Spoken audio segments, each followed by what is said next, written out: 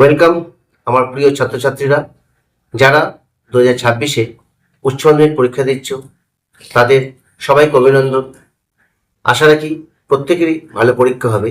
আজ তোমাদের এই ভিডিওর মাধ্যমে কোন কোন প্রশ্ন পরীক্ষায় আসবে তার একটা সাজেশন প্রকাশ করব। যেভাবে মাধ্যমিকের বাংলা সাজেশন দিয়েছিলাম, প্রত্যেকটা প্রশ্ন কিন্তু হুবহু মিলে গেছে। রচনা দুটো পড়তে বলেছিলাম, মিলে গেছে। এখানেও তোমাদের একটা সাজেশন প্রকাশ করব। তার আগে কয়েকটা বিষয় তোমাদের একটু বলে নিই। এতদিন আমরা উচ্চ মাধ্যমিক পরীক্ষা দেওয়ার আগে একটা টেস্ট পেপার সলভ করতাম, প্র্যাকটিস করতাম। এবছরে কিন্তু কোনো টেস্ট পেপার তোমাদের হাতে নেই, কারণ কোনো টেস্ট পরীক্ষা কিন্তু সেইভাবে হয়নি। তাহলে কিভাবে তোমরা বুঝবে কেমন টাইপের প্রশ্ন আসবে? কিছু মডেল সেট হয়তো সবাই এত দিনের মধ্যে দেখে ফেলেছো। উচ্চ মাধ্যমিক পর্ষদ যে প্যাটার্ন আমাদের কাছে প্রকাশ করেছে সেইটা তোমাদের একটু বলি। প্রথমে তোমাদের কাছে দুটি গল্প আছে। গল্প দুটো কি কি? হলুদ পোড়া পাখি আর হচ্ছে হারুন সাহেবের মাসি। হলুদ পোড়া পাখি, হারুন সাহেবের মাসি দুটি গল্পের মধ্যে তোমরা যদি একটি গল্প মন দিয়ে খুঁটিয়ে পড়ো, তাহলে কিন্তু যে কোনো প্রশ্নের উত্তর লিখতে পারবে।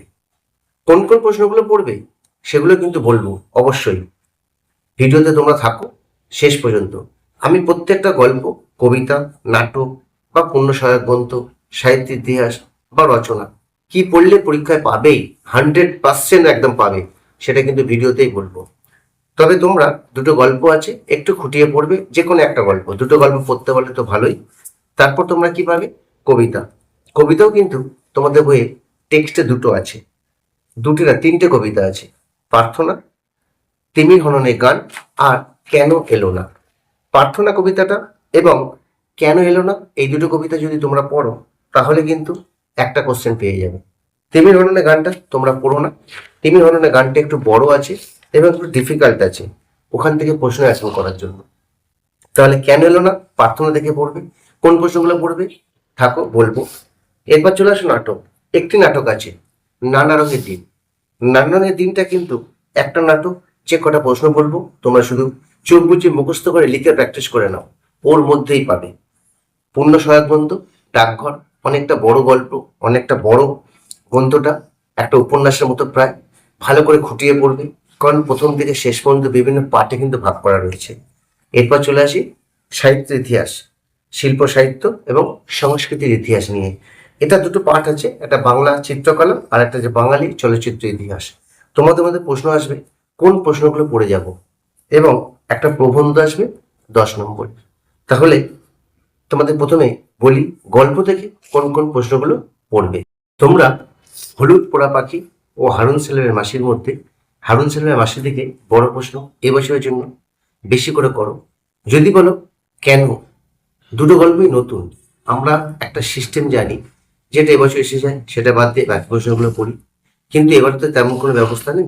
এবার পরীক্ষা হয়ে গেলে 2027 যারা উচ্চ মাধ্যমিক দেবে তাদের জন্য কিন্তু কিছুটা সুবিধা হবে, যে এইগুলো বাদ দিয়ে বাকিগুলো পড়ব। এবারে কিন্তু সেরকম কোনো আমাদের হাতে অপশান নেই। ইতিহাস, ভূগোল, ইংরাজি বা অন্যান্য যেগুলো আছে, না ইংরেজিটাও তবু বলবো না, ইতিহাস, ভূগোল বা অন্য সাবজেক্টের সব বিষয়টাই কিন্তু একই রকম। কোন কোন প্রশ্ন প্রতি বছর আসে সেটা বোঝা যায়, কিন্তু এখানে গল্পটা যেহেতু একবারে সব নতুন, তাহলে আমরা কিভাবে করব না, তবু তোমাদের জন্য যে প্রশ্নগুলো আমি গুরুত্বপূর্ণ বা একদম ইম্পর্টেন্ট সেগুলো তোমাদের বলবো। হারুন সেলের মাসিটা করো। যদি বলো কেন হারুন সেলের মাসি করবে, পুরানো মাধ্যমিক সিলেবাস 2006 থেকে 2014 পর্যন্ত মাধ্যমিক সিলেবাসে এই হারুন সেলের মাসি গল্পটা ইনক্লুডিং ছিল, এবং প্রতি বছর এখান থেকে বেশ কিছু প্রশ্ন এসেছে। তাই হারুন সেলের মাসির সব থেকে গুরুত্বপূর্ণ প্রশ্নগুলো তোমরা বেশি ভালো করে পাবে, এবং যারা ধরো এই বোর্ডের সিলেবাস কমিটিতে রয়েছে বা প্রশ্ন করছে, তারা অলরেডি কিন্তু এই হারুন সেলের মাসি নিয়ে এর আগেও প্রশ্নপত্র করেছে। তাই আমাদের কাছে সুবিধা হবে হারুন সেলের মাসিটা পড়লে। এবার হারুন সেলের মাসির উপরে কোন বিষয়টা বেশি গুরুত্বপূর্ণ? গৌরবের মাতৃত্ব, মানে গৌরবের চরিত্রটা পড়বে। কারণ হারা গৌরবের বাড়িতে থাকতো, মা মারা যাওয়ার পরে কিভাবে গৌরবী হারাকে নিজের ছেলের মতো রেখেছিল, কিন্তু সমাজের ঊর্ধ্বে গিয়ে। তাই অবশ্যই হারার এই গৌরবের চরিত্র পড়বে, এবং গৌরবের চরিত্রটা তোমরা যদি মন দিয়ে করো তাহলেই গৌরবের মাতৃত্ববোধক ওই প্রশ্নের মধ্যে হয়ে যাবে। এরপর যে প্রশ্নটা করবে, কি ভয়ানক প্রতিহিংসা নিবারণের কিছুই ভোলে না। নিবারণে প্রতিহিংসার কারণ কি, কিভাবে প্রতিহিংসা চরিতার্থ হয়েছিল, এই প্রশ্নটা অবশ্যই করবে। এরপরে যে প্রশ্নটা করবে সেটা হলো হারুন সালমে মাসি যে উচ্চ মাধ্যমিক, অবশ্যই নামকরণের সার্থকতাটা খুব ভালো করে করবে। হারুন সালমে মাসি গল্প অনুসারে গৌরবীর মাতৃত্ব পরিচয়, বা যেটা আমি চরিত্রের কথা বললাম, মাতৃত্বের কাছে জাতপাত কিভাবে ঊর্ধ্বে উঠে যায়। আজকের দিনে দাঁড়িয়ে আমরা খুব একটা ভাইটাল জায়গা দিয়ে চলছি, ধর্ম জাতপাত। তাই জাতপাতের ঊর্ধ্বে গিয়ে কিভাবে হারুন সালেমের মাসি গল্প থেকে আমরা মাতৃত্ব খুঁজে পাই গৌরবের মধ্যে, এই প্রশ্নটা অবশ্যই করো। আর একটা যে প্রশ্নটা করবে সেটা হলো অসম্ভব দুশ্চিন্তা হলো গৌরবীর, তার নিজের হাত পেটে অন্ন জোটে না, কি জোটে না, তাছাড়া গৌরবী কেমন করে বা হারাকেই ঠাঁই দেয়, হারাকি ধর্মের মানুষ তা না সমাজের। গৌরবীর এই দুশ্চিন্তার কারণ কি, তার নিদারণ দারিদ্র না ধর্মীয় গোড়ামি আলোচনা করো। আর আগেই তোমাদের বলেছি হারুন সালামে মাসির গল্পের নামকরণের সার্থকতা। এই 5টা প্রশ্ন তোমরা যদি পড়ে যাও, আমি তোমাদের 100% গ্যারান্টি দিতে পারি হারুন সালামে মাসি থেকে এই 5টার মধ্যে একটা প্রশ্ন পাবে। তারপরে চলে আসি কবিতা থেকে। কবিতা থেকে কি করবে, কবিতা 3টে আছে, তোমাদের 3টে থেকে 2টো প্রশ্ন আসবে। তাই প্রার্থনা এবং কেন এলো না, এই 2টো কবিতা থেকেই প্রশ্ন পড়বে। তেমনি হননের গান জীবনানন্দ দাশের, এটা পড়ার দরকার নেই। প্রার্থনা কি প্রশ্ন পড়বে, প্রার্থনা যে কবিতাটা প্রশ্নটা পড়বে, প্রার্থনা কবিতায় কবি কিভাবে ভারতবর্ষকে স্বর্গে জাগরিত করার কথা বলেছে, নিজের ভাষায় আলোচনা করো। প্রার্থনা কবিতায় কবি কিভাবে ভারতবর্ষকে স্বর্গে জাগরিত করার কথা বলেছেন, তা নিজের ভাষায় আলোচনা করো। প্রার্থনার 3য় যে প্রশ্নটা করবে, চিত্ত জেতা ভয়শূন্য, উচ্চ জেতা শির, কোন প্রসঙ্গে কবি এই কথা বলেছেন, মন্তব্যটির ব্যাখ্যা করো। এই লাইন দিয়ে প্রশ্নটা খুব খুব ইম্পর্টেন্ট, খুব গুরুত্বপূর্ণ। এরপরে যে প্রশ্নটা করবে, ভারতের সেই স্বর্গে করো জাগরিত, ভারতের এই সেই স্বর্গে করো জাগরিত, কাকে উদ্দেশ্য করে কবি এই কথা বলেছেন, মন্তব্যটি বিশ্লেষণ করো। এবার চলে আসি কেন এলো না কবিতায়। যে প্রশ্নটা পড়বে, সেই মানুষ এখনো এলো না, কার কথা বা কখন এই কথা মনে হয়েছে, তার মনের মধ্যে কি প্রতিক্রিয়া এলো। দ্বিতীয় যে প্রশ্নটা পড়বে, কেন এলো না, কেন এলো না এই কবিতাটিতে বাবা এলো ছেলে এলো না, বাবা এলো ছেলে এলো না, এই ফিরে আসা এবং না আসা তাৎপর্য কবিতা অবলম্বনে আলোচনা করো। 3 নম্বর যে প্রশ্নটা পড়বে, একটা কালো গাড়ি আর খুব বাজে ফুটছে, এই চিত্রকল্পের মধ্যে দিয়ে কবি কোন বাস্তবতাকে ফুটিয়ে তুলেছে, নিজের ভাষায় আলোচনা করো। নেক্সট যে প্রশ্নটা করবে, কেন এলো না কবিতার নামকরণ সার্থকতা আলোচনা করো।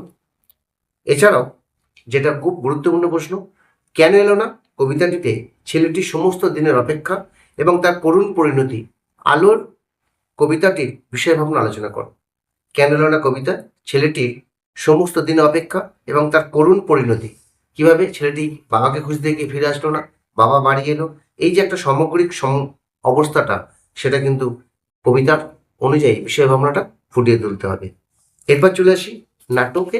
নাটকে তোমরা কি পড়বে, নাটক একটি আছে, নানা রঙের দিন, যদি এই নাটকটি গত বছরের সিলেবাসের অন্তর্গত, অর্থাৎ এই নাটকটা গত বছর উচ্চ মাধ্যমিক সংসদে ছিল এবং সিলেবাসে ছিল, তাই এই নাটকের খুব গুরুত্বপূর্ণ কয়েকটা প্রশ্ন তোমাদের বলবো, সেই প্রশ্নগুলো পড়লেই তোমরা বুঝতে পারবে এবং পাবেই। সেই রাত্রেই জীবনে মোক্ষম বুঝেছিলাম যে যারা বলে নাট্যাভিনয় একটি পবিত্র শিল্প, তারা সব গাধা গাধা। বক্তা কখন কেন এরকম সিদ্ধান্ত গ্রহণ করেছিল, নিচের ভাষায় আলোচনা করো। এরপরে কোন প্রশ্নটা করবে,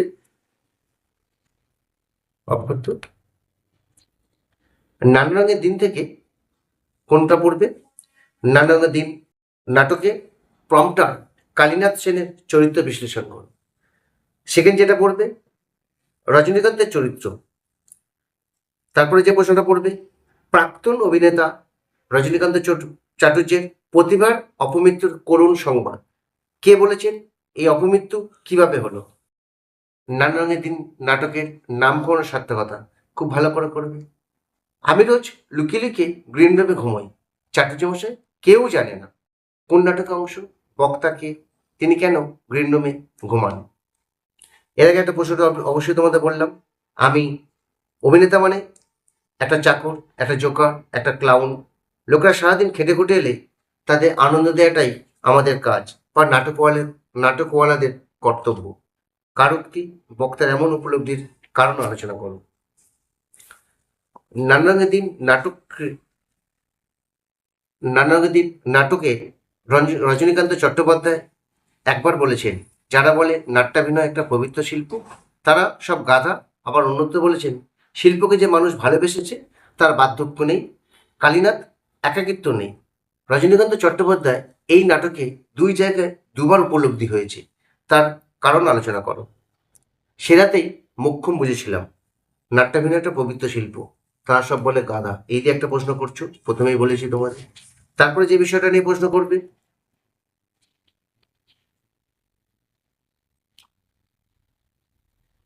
নানাদিন নাটকের একাঙ্ক নাটক হিসাবে কতখানি সার্থক, অবশ্যই এই প্রশ্নটা করবে। এই কটা প্রশ্ন যদি তোমরা করে যাও নানাদিন দিন থেকে একটা প্রশ্ন অবশ্যই পাবে। এরপর চলে আসি সাহিত্য ইতিহাস। সাহিত্য ইতিহাসের দুটো পার্ট, বাংলা চিত্রকলা ইতিহাস, বাংলা চলচ্চিত্র ইতিহাস। বাংলা চিত্রকলা ইতিহাসে কি কি প্রশ্ন সাহিত্য ইতিহাসে দুটো অধ্যায় আছে, একটা বাংলা চিত্রকলা ইতিহাস আর একটা বাঙালির চলচ্চিত্র ইতিহাস। যে কোনো একটা পার্ট থেকে যদি তোমরা পড়ে যাও একটা পাবে। আমি তোমাদের দুটো পার্ট থেকেই কয়েকটা প্রশ্ন বলবো, এই প্রশ্নগুলো যদি পড়ে যাও পেয়ে গেছো, পরীক্ষা লেখালে গিয়ে খাতা পেন নিয়ে লেখা স্টার্ট করবে। বাংলা সিনেমায় সত্যজিৎ রায়ের অবদান।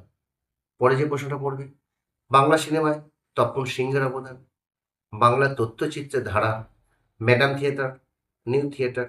চিত্রকলা ইতিহাসে রামকিঙ্কর বেইজ, চিত্রকলায় নন্দলাল বসু, অবনীন্দ্রনাথ ঠাকুরের অবদান, যামিনী রায়ের অবদান, পটশিল্পের সংক্ষিপ্ত পরিচয়।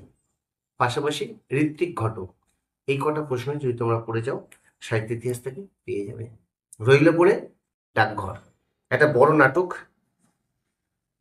প্রায় 15 পাতার নাটকটা, 15 থেকে 20-25 পাতার নাটক, এটা বড় নাটক।